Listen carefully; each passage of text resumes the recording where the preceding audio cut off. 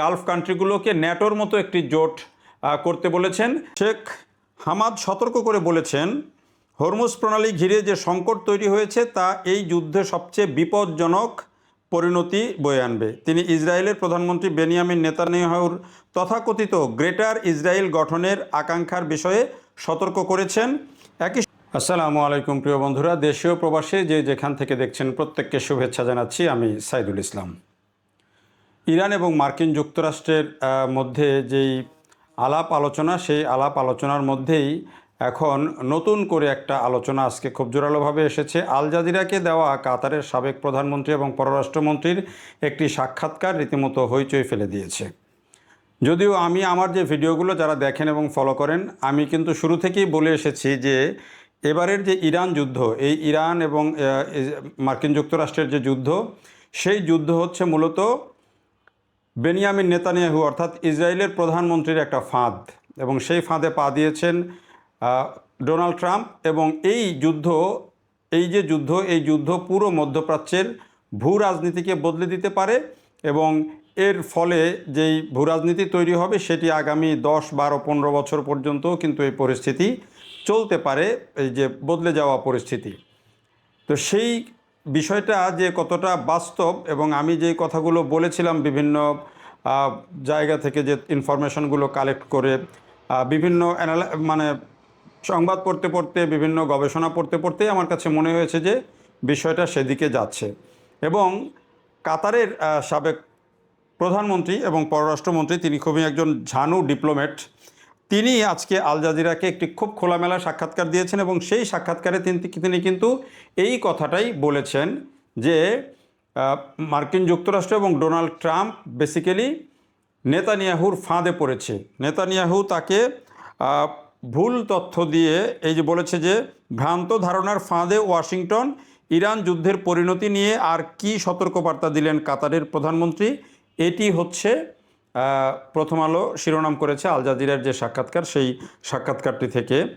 তো সেই রিপোর্টে বলা হচ্ছে যে ইরানের উপর যুক্তরাষ্ট্র ও ইসরায়েলের যৌথ আগ্রাসন কোনো আকস্মিক উত্তেজনার ফল নয়, বরং মধ্যপ্রাচ্যকে সহিংসভাবে পাল্টে দিতে ইসরায়েলের দীর্ঘমেয়াদী লক্ষ্য পূরণের উদ্দেশ্যে এই যুদ্ধ।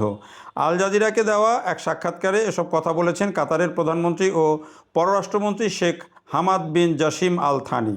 শেখ হামাদ সতর্ক করে বলেছেন, হরমুজ প্রণালী ঘিরে যে সংকট তৈরি হয়েছে তা এই যুদ্ধে সবচেয়ে বিপজ্জনক পরিণতি বয়ে আনবে। তিনি ইসরায়েলের প্রধানমন্ত্রী বেনিয়ামিন নেতানিয়াহুর তথাকথিত গ্রেটার ইসরায়েল গঠনের আকাঙ্ক্ষার বিষয়ে সতর্ক করেছেন। একই সঙ্গে তিনি উপসাগরীয় দেশগুলোকে নিজেদের মধ্যে একটি জরুরি ভিত্তিতে একটি ঐক্যবদ্ধ প্রতিরক্ষা চুক্তি প্রতিষ্ঠারও আহ্বান জানিয়েছেন। দেখেন, এই অল্প কথার মধ্যে, এটি যদিও সাক্ষাৎকারটি অনেক বড়, কিন্তু এর মধ্যে মূল পয়েন্টগুলো চলে এসেছে। তিনি প্রথমত বলেছেন যে ইসরায়েলে একটি উগ্র ডানপন্থী অংশ আছে ইসরায়েলের ইহুদিদের মধ্যে। সেই উগ্র ডানপন্থীদের প্রতিনিধিত্ব করেন বেনিয়ামিন নেতানিয়াহু, এবং এই যে উগ্র ডানপন্থী যারা আছে তারা আসলে বহু বছর ধরেই গ্রেটার ইসরায়েল অর্থাৎ মধ্যপ্রাচ্যের বিভিন্ন দেশ দখল করে, সহিংসতা করে দখল করে ইসরায়েলের সম্প্রসারণ করা, এটি হচ্ছে তাদের দীর্ঘদিনের পরিকল্পনা। এবং দীর্ঘদিনের এই পরিকল্পনার অংশ যে এটি, সেটি কিন্তু আমরা বুঝতে পারি যখন গাজাতে এত বড় হত্যাযজ্ঞ চালানো হলো, তারপরে সিরিয়াতে হামলা চালানো হলো, সিরিয়ার একটা অংশ তারা নিয়ে দখল করেছে, লেবাননে হামলা চালানো হচ্ছে এখন পর্যন্ত। তো এই যে হামলাগুলো হচ্ছে, এরপরে ইরানে তো যুদ্ধ চলছেই, এগুলোতে কিন্তু তাদের একটা সুদূর প্রসারী পরিকল্পনা আছে, দীর্ঘমেয়াদী পরিকল্পনা আছে। সেটি হচ্ছে তাদের ভূখণ্ড বিস্তৃত করা, এটি হচ্ছে তাদের পরিকল্পনা। এবং এই যুদ্ধে যেটি হামাদ বিন জাসিম থানি বলেছেন যে এই যুদ্ধটা লাগানোর জন্য 1990-এর দশক থেকেই ইসরায়েল চেষ্টা করছে মার্কিন যুক্তরাষ্ট্রকে অন্তর্ভুক্ত করতে। এটি নানানভাবে বিভিন্ন সময় নেতানিয়াহু চেষ্টা করেছেন, কিন্তু শেষ পর্যন্ত এসে ডোনাল্ড ট্রাম্প সেই ফাঁদে পা দিয়েছেন এবং সেই যুদ্ধে জড়িয়েছেন, এবং সেই যুদ্ধ কিন্তু এখন চলছে। দেখেন, এই যুদ্ধে কিন্তু মার্কিন যুক্তরাষ্ট্রের অবস্থা কোথায় গিয়ে দাঁড়িয়েছে সেটি কিন্তু এখন বুঝতে বাকি নেই।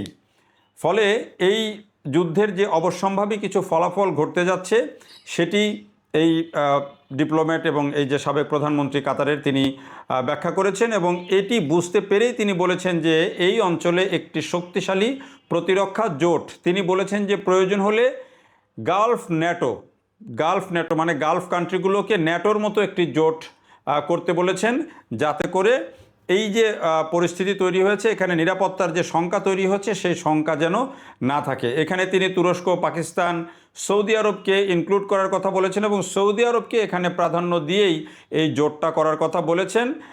সৌদি আরবকে মূল লাইমলাইটে রেখেই এটি করার কথা বলেছেন, যাতে করে এটি একটি শক্তিশালী জোট হয় এবং তাদের নিরাপত্তা নিশ্চিত থাকে।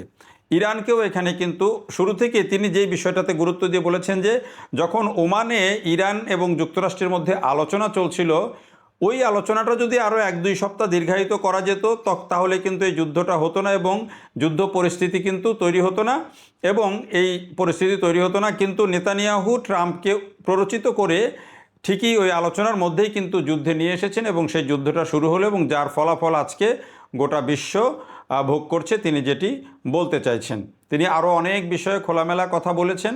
এখানে মার্কিন যুক্তরাষ্ট্রের যে ঘাঁটি, সেই ঘাঁটিগুলো তিনি বলেছেন যে এটা তাদের এই অঞ্চলের নিরাপত্তার জন্য এটি দরকার, সেটি যেমন বাস্তবতা, আবার এটিও বাস্তবতা যে এখন আর শুধুমাত্র এই মার্কিন যুক্তরাষ্ট্রের এই ঘাঁটিগুলোকে নির্ভর করেই তাদেরকে নিরাপত্তা নিশ্চিত হবে, সেটি এখন ভেঙে গেছে, সেই মিথ ভেঙে গেছে, এবং শুধু মার্কিন যুক্তরাষ্ট্রের এই ঘাঁটি দিয়ে যে নিরাপত্তা হবে না সেটিও তিনি পরিষ্কার বলেছেন।